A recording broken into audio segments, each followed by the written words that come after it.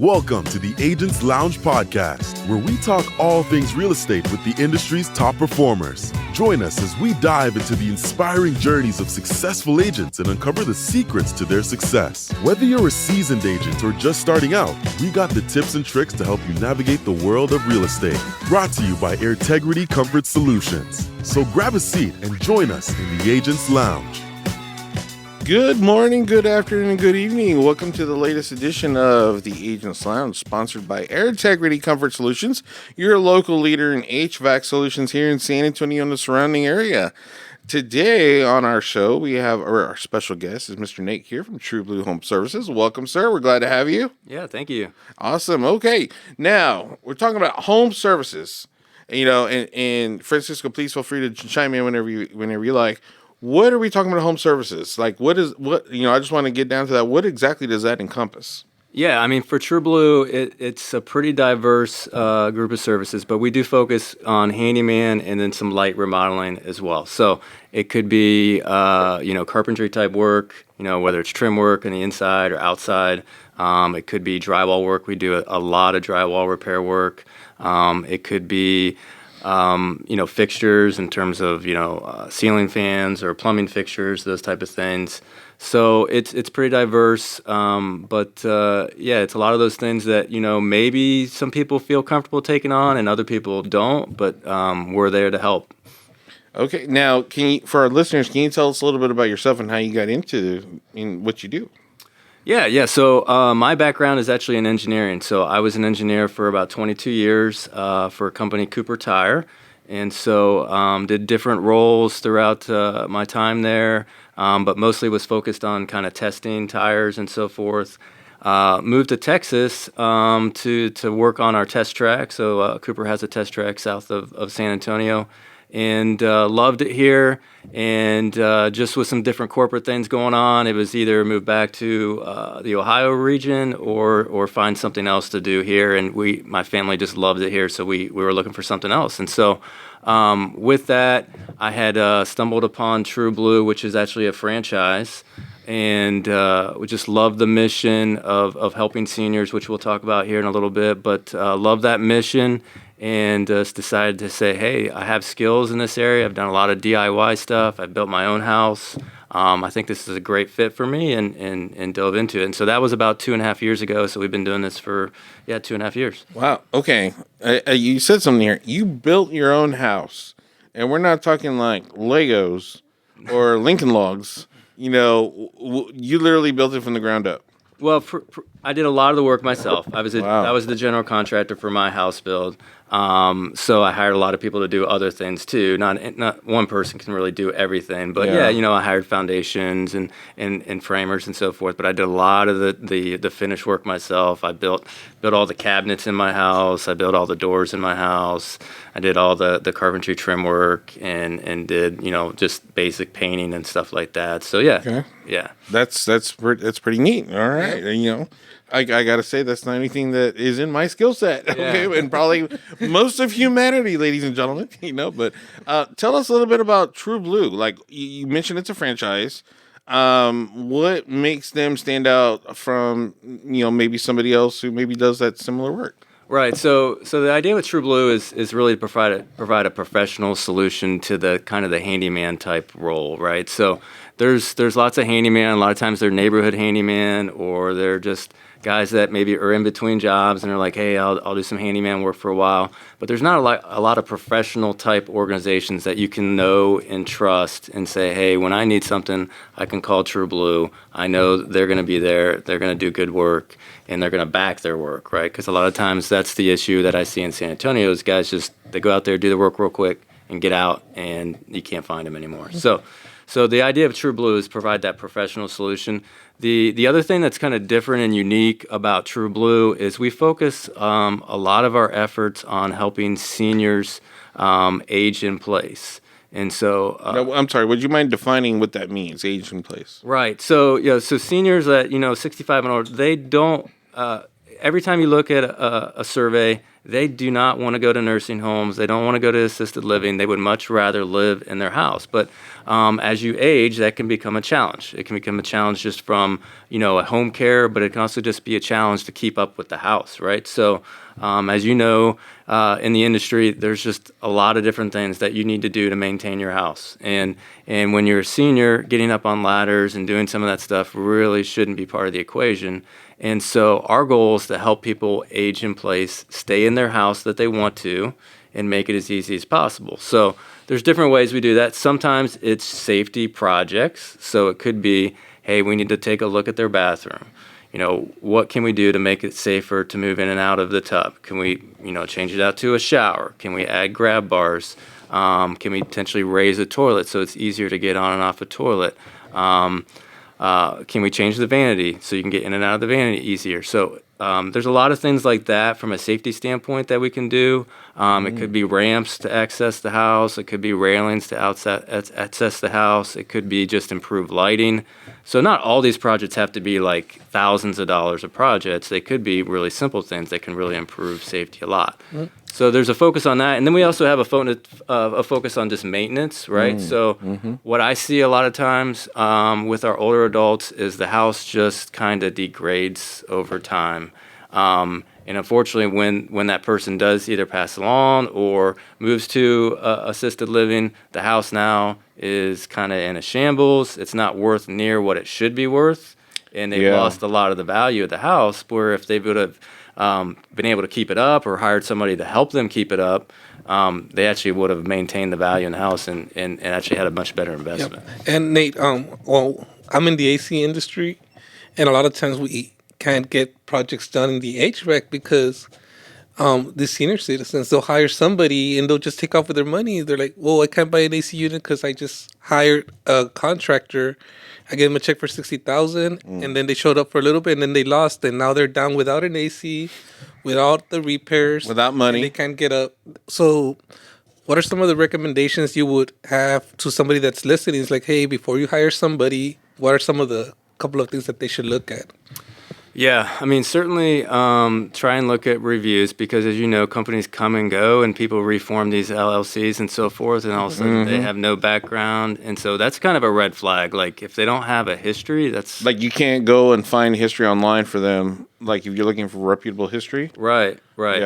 Yeah, so that can be a red flag. Not always, but the other thing is, do they require a lot of money up front? So like, red flag. Yeah. So personally, like, I rarely take any money up front. In our business, a lot of ours is service. Sometimes we're going to get materials, but unless it's a big, huge bathroom model or something like that, there's not a ton of materials in my industry that I'm going to get. So 95% of the time, I'm not charging anything until we're done with the job. Mm-hmm. And so that's just the way we do business. And the reason is because of those stories like you just said. When I first started this, I was like, man, I heard those stories like right off the bat. Yeah. It shocked me that happens, but it is happening. Well, in San Antonio, growing up here, people would go downtown and just hire day laborers, and just pay them cash, and the work is not, there's no, guarantee. It's, it's just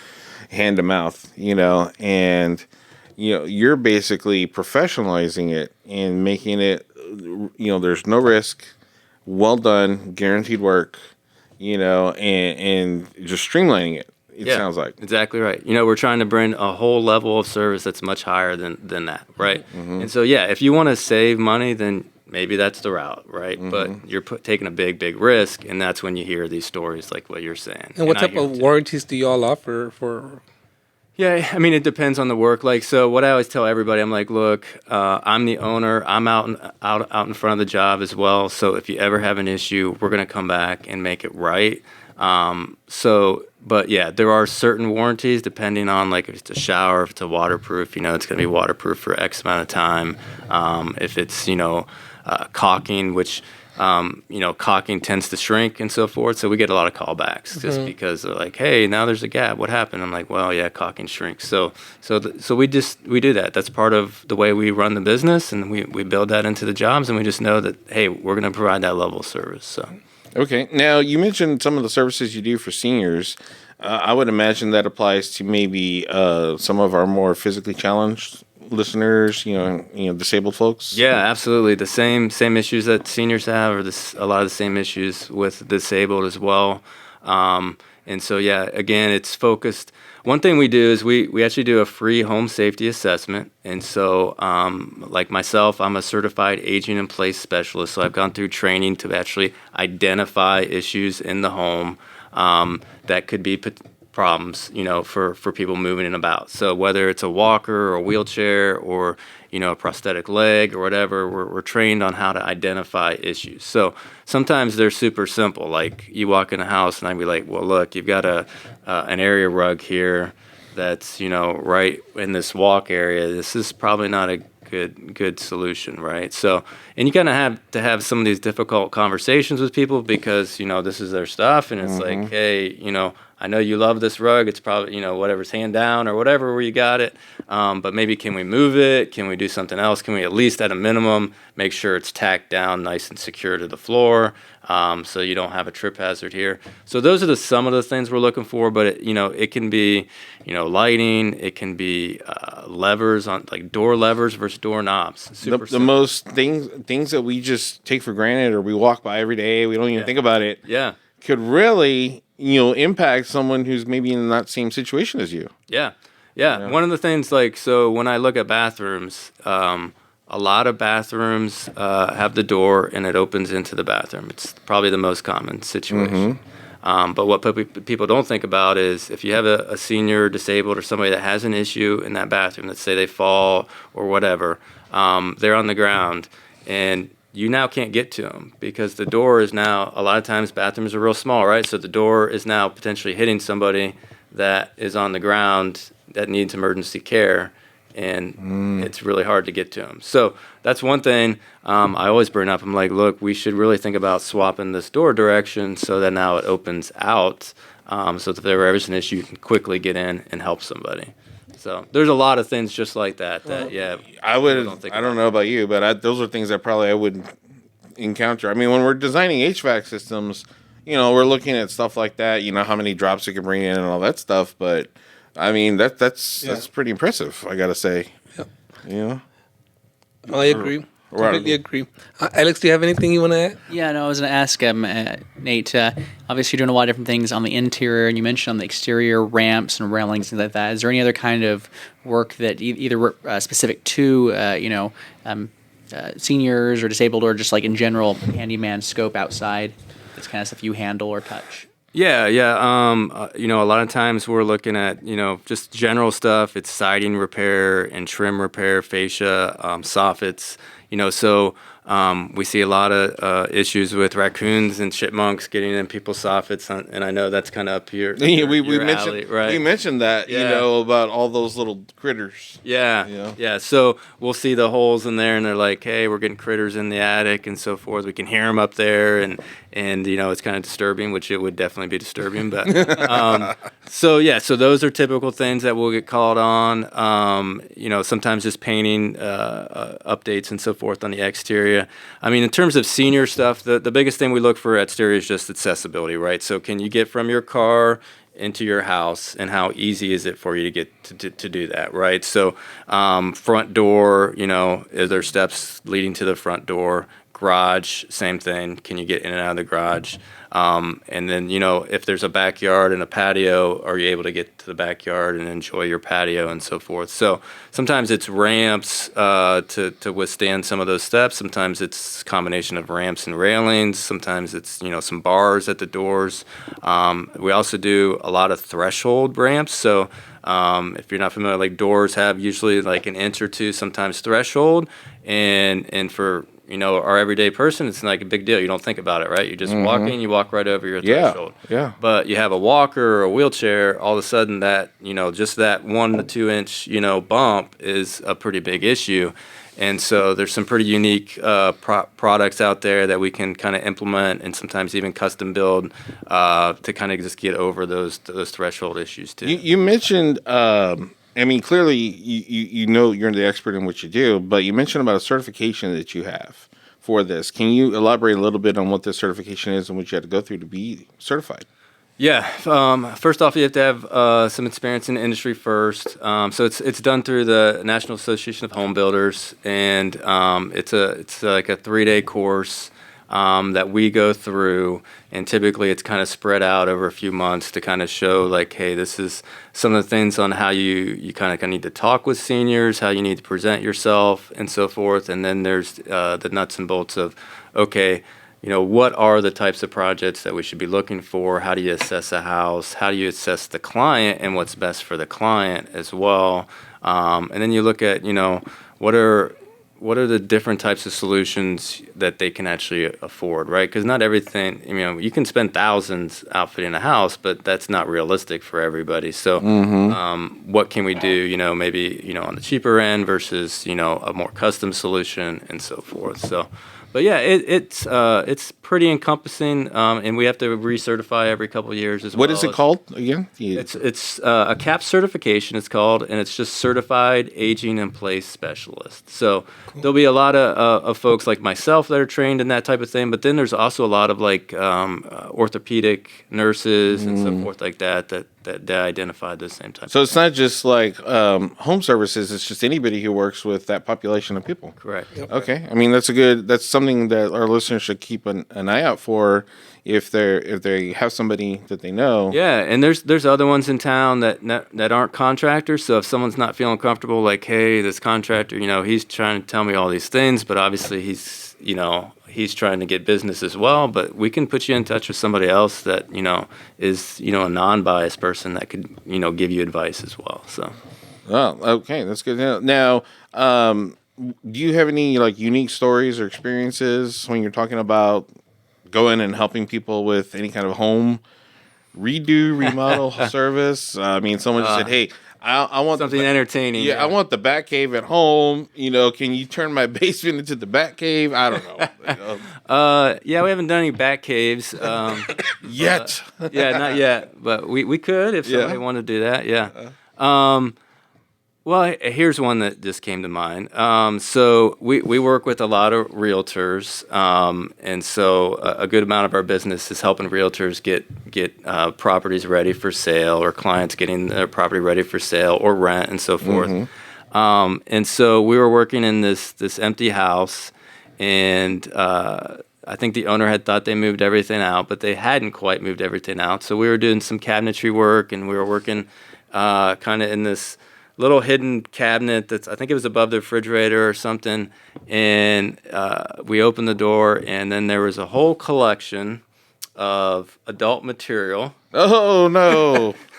that was left from the previous owner. So, and it was hashtag awkward. Hashtag awkward. Yes, very very funny. So, my technician, he immediately called me. He's like, "Hey, I just opened this cabinet, and just so you know, there's all this adult material and so forth." So anyway. Wow. Yeah. I mean, I'm thinking about us, the next HVAC job we do. I'm going to not comment on this conversation. It can go so many directions. Someone's going to hide stuff in their ductwork for us, and it's like, oh, yeah, no. we've seen it.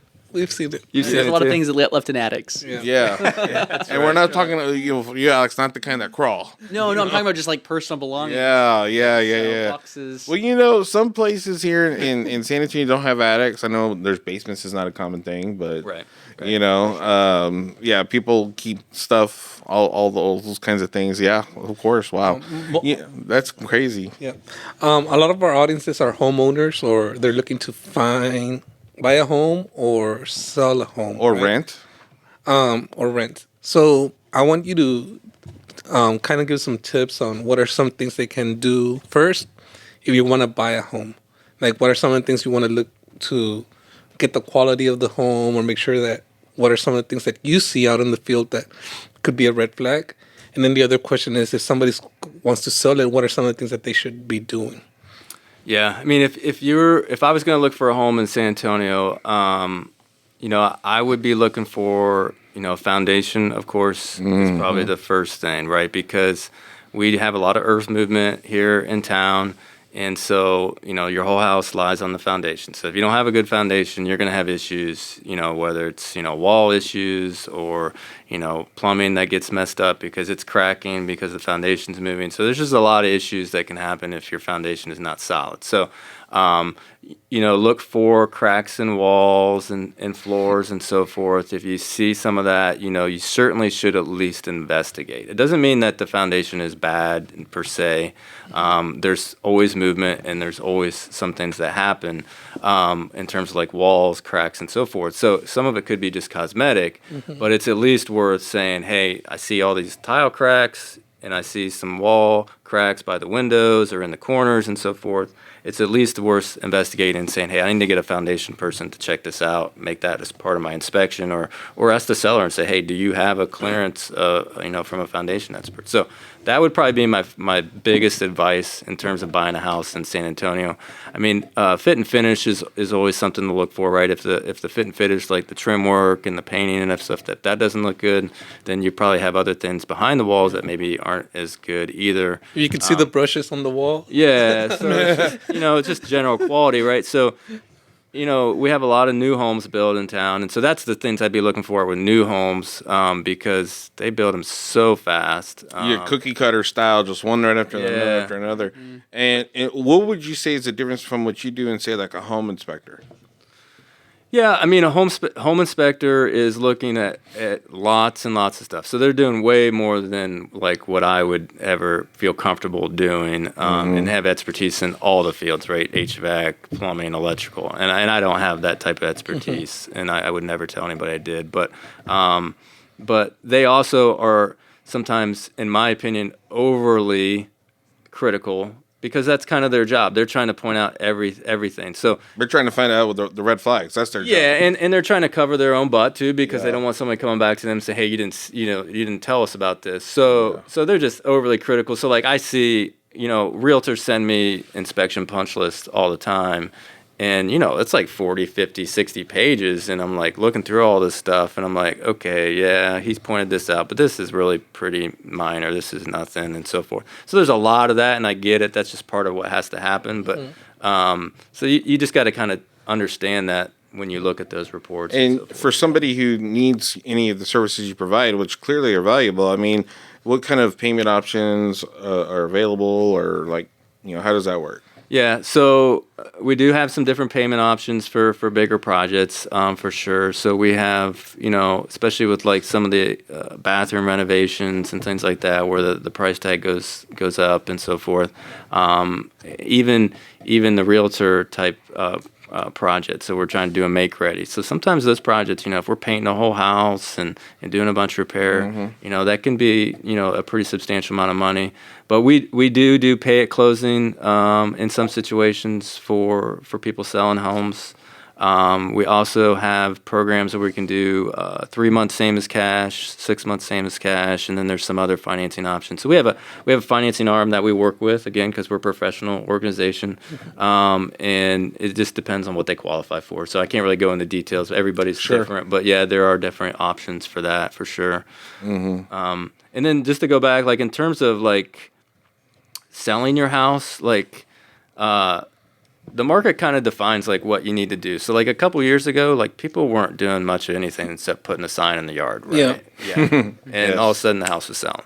So today that's quite different. And I work with a lot of agents, and I kind of get a feel for how the market is and so forth. So today's market, you really need to have, your best foot forward on your house to really guarantee a sell and get it sold pretty quickly. So we're seeing that change quite a bit. And so my advice, to people selling their homes is, take care of the cosmetic stuff for sure, right? So when someone walks through your house, you don't want them pointing out, oh, there's a drywall issue there, there's trim issue there, or now there's paint all messed up there. Don't overlook anything. Yeah, right? Just like you wouldn't want to go in and spend hundreds of $1,000s in the house and then know that, oh, now I got to repair all this stuff after I just spent hundreds of $1,000s, right? So you guys got to kind of think through that, as a seller, and be like, okay, what can we do to take care of that? And it could be stuff you do yourself, or it could be something you hire us or whatever. But But all the cosmetic stuff for sure is typically what we're working with agents and clients on. Neutralizing the colors is super common. Like accent walls are great, but your taste is not to say somebody else's taste. So a lot of times getting rid of those for the home sale is usually a good idea. So Okay, and one just final question, and then we'll let Alex ask one if he has one. But we do in the HVAC industry, we focus a lot on doing maintenance, annual maintenance, to make sure that the AC system is running the year long. Is there something you offer for maintenance for homes, or something maintenance plans or homeowners should be doing? no, great question. Yeah, so we do a couple different things. We do a quarterly maintenance plan that kind of depends on the size of the house, what the pricing is, but basically it's focused on maintaining that house and just making sure everything's working properly. So that could be things like, hey, we're going to check out the windows. Do they need recaulked, right? So we can make sure everything's watertight. Same thing with doors. Do doors need adjusted so that the weather stripping is hitting, or does the weather stripping need replaced? Do HVAC filters need replaced? I know sometimes they'll have HVAC companies do that. Other times people don't have that, and so that needs to happen. Softener systems, are those being maintained? Do they even have salt in them? So we've got quarterly programs. Those quarterly programs are more focused on just maintaining the house. We typically would look for busier adults that just don't have time to do stuff. That, hey, we'll come out every quarter. We'll have a whole list of stuff that we're going to do. We'll knock it out. You're going to be good to go. So it's the expertise on knowing what to look for, as well as just making it happen. Yeah. We also have what we call helping hands programs, and those are focused more on seniors. So I have some seniors that do that. We are actually at one. We're going to be at one today, where we actually go in every single month for a few hours and just help them maintain the house. So doing a lot of the same things, but also just giving them a helping hand as well. And so those could be pretty varied. So sometimes it's like, hey, I've got some furniture that's loose. Can you help, make that tight? I have a customer that every month he has a walker. And so over time, basically that there's a break on there that just kind of loosens up over time. He's like, hey, if you can come and tighten that every month as part of our list, great. Yep, not a problem. Same thing like his recycling. So like just taking the boxes, breaking them down, getting them into recycling. So we do that every month for him. So there's different things like that. Sometimes it's pulling seasonal items. Like this time of year, it's like getting into your attic, getting some of the Christmas decorations out. That's something that maybe we shouldn't have seniors getting up on ladders and doing. Putting up the lights on the outside. Or putting up lights, right? So that's kind of what those helping hand programs are kind of designed to do, is to give you a little bit more boost. You guys do a lot. I'm just curious, how big is your team? So our team is a group of 4 technicians, and then myself, and then we have some administrative staff as well. Okay. So we've been steady for about a year.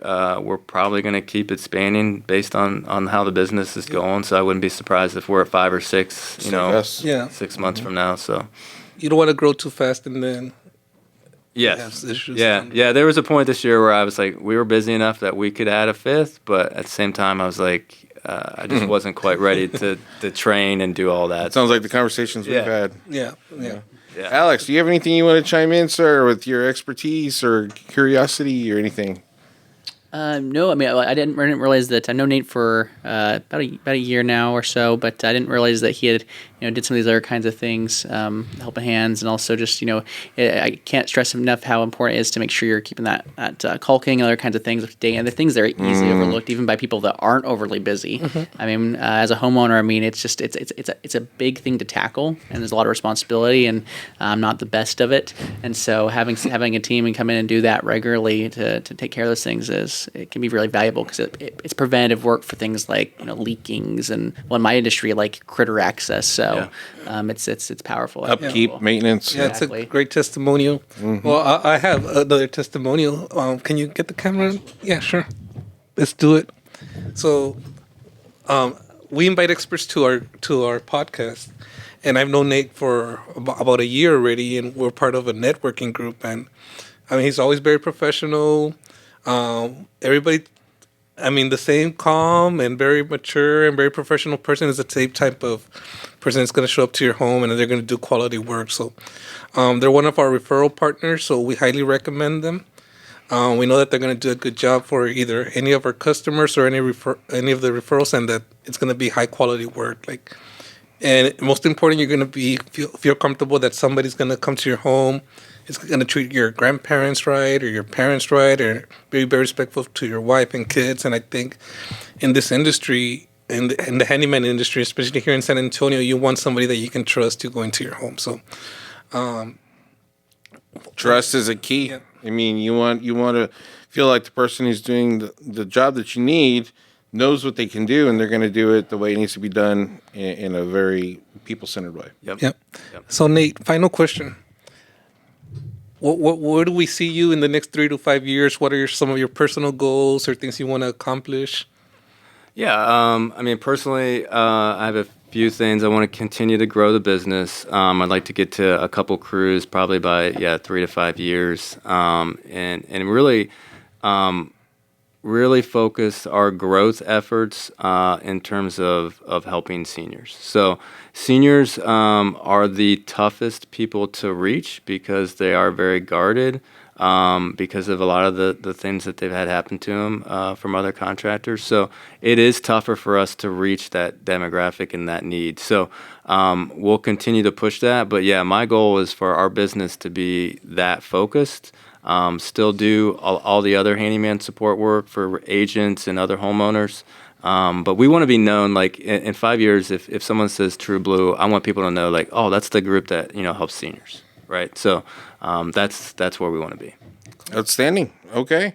Well, we appreciate you being here with us today, Nate, and thank you, Alex, for joining in as well. As always, I'm Larry and Francisco. We're with Air Integrity Comfort Solutions, your local leader in HVAC solutions, and we will see you next time on the Agents Lounge. Thank you very much.